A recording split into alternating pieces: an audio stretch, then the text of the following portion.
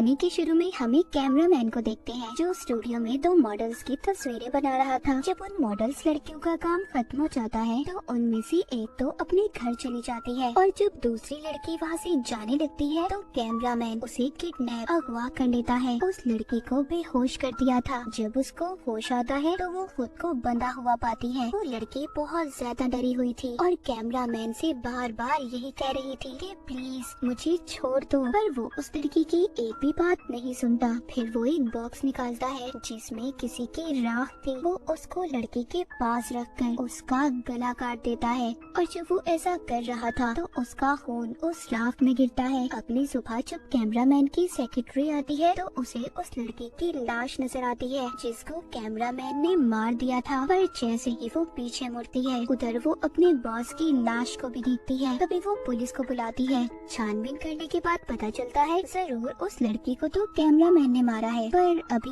ये राज ही था कि उस कैमरामैन को किसने मारा। जब वो उस कैमरामैन के गले को देखते हैं तो उस पर किसी की काटने के निशान थे। उसकी लाश को देखकर ऐसा लग रहा था कि जैसे उसका मांस किसी ने खा लिया हो। इसके बाद हम कहानी में दो न्यूज रिपोर्टर्स लड़कियों को देखते हैं जो काबिल तो बहुत थी पर उनका कोई भी यकीन नहीं करता था। वो जब दोनों अपने ऑफिस में जाती हैं तो उनका बॉस उनसे कहता है कि इस केस के बारे में पता करें कि आखिर उस कैमरामैन की मौत कैसे हुई, उसे इतनी बेदर्दी से किसने मारा। अब वो दोनों एक लैब की लड़की से मिलती हैं। वो उसको होटल में खाना खिलाती है और इस केस के बारे में पूछती है। वो लड़की उन दोनों रिपोर्टर्स को बताती है कि उस कैमरामैन ने तो लड़की को मारा है। हमें उसके घर से कुछ मोमबत्तियां मिली। उन्हें देखकर ऐसा लग रहा था कि जैसे वहाँ पर कोई रिचुअल, कोई जादू हुआ हो और कैमरामैन के गर्दन पर किसी के दांतों के निशान थे कि जैसे किसी ने उसके गले को चबा कर खाया हो। ये दोनों जब ये सुनती है तो काफी परेशान हो जाती है और सोचने लगती है कि ऐसा आदमखोर कौन हो सकता है जो इंसानों को ऐसे खौफनाक तरीके से खा रहा हो। इसके बाद हमें सेंड्रा नाम की एक लड़की दिखाई जाती है जो योगा करके अपनी गाड़ी की तरफ जा रही थी। जैसे ही वो अपनी गाड़ी में बैठने लगती है तो कुछ लोग आकर उसकी गाड़ी को चुरा कर ले जाने वाले थे, पर तभी जो वो गाड़ी को चुरा कर भाग रही थी तो पहले ही सेंड्रा की गाड़ी में कोई मौजूद था जो उनको काफी बुरी तरह मारता है और फिर जान से मार देता है। सेंड्रा ये देखकर काफी ज्यादा डर गई थी। तभी वो देखती है उसकी गाड़ी के पीछे कोई था, लेकिन जब वहाँ पर लोग जमा होते हैं तो वो आदमी जो इसकी गाड़ी के पीछे खड़ा था वो वहाँ से चला जाता है। सेंड्रा अब इसी सोच में थी कि इतना ताकतवर इंसान कौन हो सकता है जिसने इतने सारे लोगों को अकेले मार दिया। अगली सुबह वो दोनों रिपोर्टर्स एक प्रेस कॉन्फ्रेंस में जाती हैं, जहां पर वो पुलिस से सवाल करती हैं कि आखिर ये कत्ल कौन कर रहा है। पुलिस कहती है कि वो लोग फिक्र नहीं करें, हम बहुत जल्दी कातिल को ढूंढ लेंगे। रिपोर्टर ऑफिसर से पूछती है क्या ये कत्ल एक ही इंसान कर रहा है, जिस पर ऑफिसर उसको जवाब देता है पहले जो कत्ल हुए गाड़ी के पास वो एक ही इंसान ने किए हैं। वो पूछती है कि कैमरामैन के गले पर ऐसे निशान क्यों थे कि जैसे किसी ने उसका खून पिया हो। ये सवाल सुनकर सब लोग हैरान हो जाते हैं क्योंकि कोई भी इस बारे में नहीं जानता था। ये बात सुनकर वहाँ पर आई हुई जो मेयर थी वो बहुत गुस्सा होती है और वो रिपोर्टर लड़की से कहती है कि आइंदा के बाद तुम इस कॉन्फ्रेंस में नहीं आओगी, तो तुम्हारी जगह कोई अच्छा रिपोर्टर आएगा जो हमसे अच्छे सवाल पूछेगा। और वो ये बात इनके बॉस को भी बता देती है, जिस पर इनका बॉस इन्हें बहुत डांटता है। बॉस को भी उनकी बातों पर यकीन नहीं था। वो पूछते हैं कि आखिर तुम्हें की खबरें देता कौन है। वो कहती है हमारे खास लोग जो पुलिस में शामिल हैं। जब ये दोनों अपने घर पर थी ये सोचती है कि क्यों ना हम अपने अकाउंट पर कुछ पोस्ट करें इन सब कत्लों के बारे में, क्या पता हमें कुछ पता चल जाए।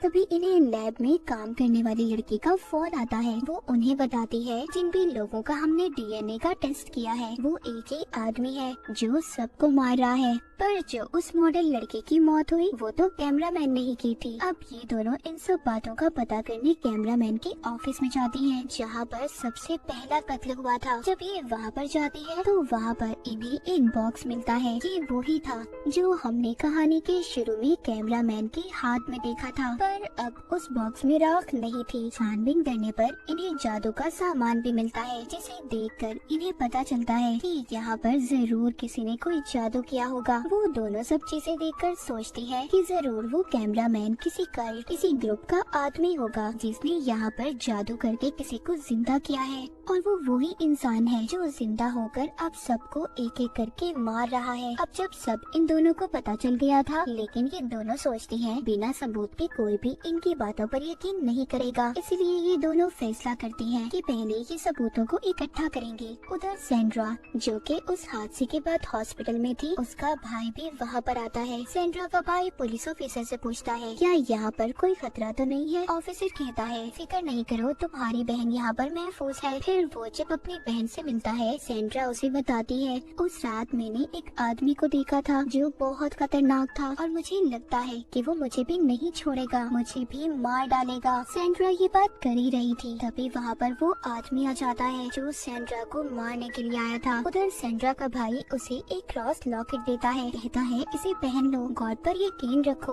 तुम्हें कुछ नहीं होगा। पर वो अब अंदर आ चुका था जो एक गार्ड को मार रहा था। ये देखकर एक पुलिस ऑफिसर उस पर गोली चलाती है और गोली की आवाज सुनकर और भी पुलिस वाले वहाँ पर आ गए थे, लेकिन वो आदमी उस ऑफिसर को मारकर उसका खून पीने लगा था। इसके बाद वो सेंड्रा के पास जाता है उसे मारने के लिए, तभी वो उसके गले में जब क्रॉस वाला लॉकेट देखता है तो डर जाता है और भागने लगता है। ऑफिसर भी वहाँ पर आ गया था जो सेंड्रा को बचाकर उसे घर भेज देते हैं और यहाँ पर हमें पता चलता है कि वो आदमी कोई आम इंसान नहीं था, वो एक ड्रैकुला था जो सिर्फ रात को बाहर निकलता था। और ये यहाँ पर आया कैसे, ये हमें कहानी में आगे जाकर पता चलेगा। इसके बाद हमें एक लड़की दिखाई जाती है जो अपने काम से वापस घर जा रही थी। जो वो गाड़ी में बैठती है तो ड्रैकुला पीछे से आकर उसके गले को पकड़ लेता है, उसे मार कर उसका खून पीने लगता है। अगली सुबह दोनों रिपोर्टर्स को उनका बॉस कहता है, मैंने आज नया शो शुरू किया है जिसमें लोग हमें अपनी राय देंगे कि कातिल कौन है, और उनको इस केस पर बहुत से मैसेज भी आना शुरू हो जाते हैं जिसमें लोगों ने उन्हें अपने अपने ख्यालात बताए थे कि ऐसा क्यों था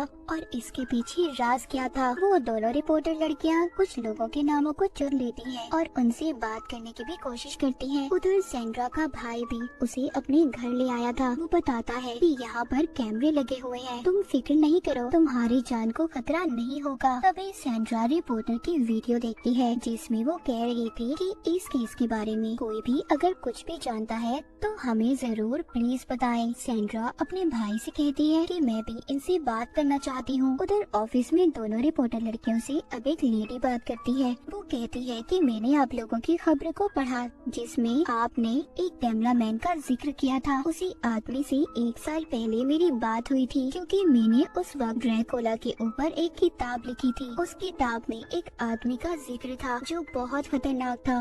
वो उस आदमी को जिंदा करना चाहता था और वो मेरी इन सारे मामले में मदद भी चाहता था, पर मैंने उसे इस बारे में नहीं बताया क्योंकि अगर मैं ऐसा करती, उसकी मदद करती, तो एक खतरनाक ड्रैकुला हमारी दुनिया में आ जाता। तभी एक और लड़की इनकी वीडियो में शामिल होती है जो कहती है, हाँ मैं भी जानती हूँ उस इंसान के बारे में जो ड्रैकुला बनकर लोगों को मारता है। कुछ सालों पहले मेरा भी सामना हुआ था, उसने मेरी आंखों के सामने मेरी दोस्त को मार दिया, लेकिन मैंने उसे मारकर उसकी लाश को धूप में ले आई जिससे वो राख बन गया और मैंने उसकी राख को एक बॉक्स में बंद कर दिया। पर कुछ दिन बाद वो बॉक्स ही चोरी हो गया। ये सारी कहानी सुनने के बाद दोनों समझ गई थी कि ये ड्रैकुला ही है जो अब दोबारा लोगों को मार रहा है और वापस आ चुका है।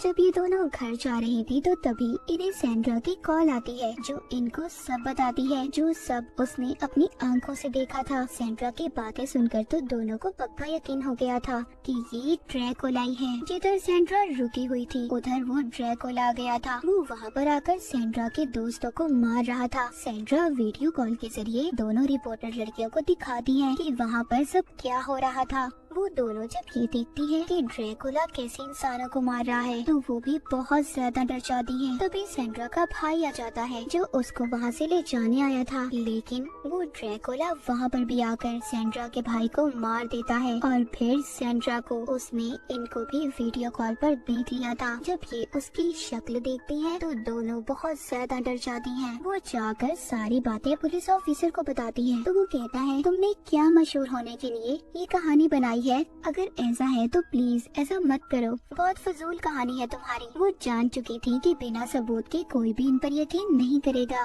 वो सोचती है कि दिन के वक्त वो ड्रैकुला आखिर रहता कहाँ होगा। वो उसके लिए हथियार भी बनाती है ताकि ये उसका सामना कर सके। एक दिन इन्हें एक आदमी का फोन आता है जो इनकी मदद करना चाहता था। वो अब इन दोनों को अपने ऑफिस में बुलाता है। ये पूछती है कि आखिर उन्होंने यहाँ पर क्यों बुलाया है। वो आदमी बताता है कि हमारी डीलर कंपनी है, हम लोग घर बनाकर बेचते हैं। उन्हें बताता है कि मेरे पास एक दिन एक आदमी आया था जिसने मुझे कहा कि मुझे एक ऐसा घर चाहिए जो बिल्कुल वीरान हो और बहुत सुनसान जगह पर, वहाँ पर कोई आता जाता ना हो। मैंने उसे वो घर दे दिया था। वो दोनों सुनकर कहती है कि आखिर ये सब बातें आप हमें क्यों बता रही हैं? वो आदमी कहता है हो सकता है जिस ड्रैकुला की तलाश तुम कर रही हो वो वहीं पर हो। वो उन दोनों को वहाँ की चाबियाँ भी दे देता है। दोनों अब वहाँ पर जाने का फैसला करती हैं। जब ये दोनों वहाँ पर जाते हैं तो वो बिल्डिंग वाकई ही सुनसान थी। ये वहाँ पर सबूतों को इकट्ठा करने लगती है पर उन्हें वहाँ पर कोई सबूत नहीं मिला था, इसीलिए अब ये दोनों वापस जा रही थी। लेकिन तभी उनकी नजर एक अखबार पर पड़ती है जो 2 हफ्ते पहले का था। उसे देखकर वो सोचती है कि अगर यहाँ पर कोई नहीं रहता तो ये अखबार यहाँ पर कैसे आया होगा। तभी वो एक लड़के की लाश को देखती है। उधर ही वो ड्रैकुला भी था जो इसका पाँव पकड़ लेता है और इन पर हमला कर देता है। ये दोनों जब यहाँ से भागने की कोशिश करती हैं तो ड्रैकुला ने इनको पकड़ लिया था और बहुत मारता है। उनका खून पीने की भी कोशिश करता है लेकिन वो दोनों भी हार नहीं मानती, उस पर हमला करती हैं।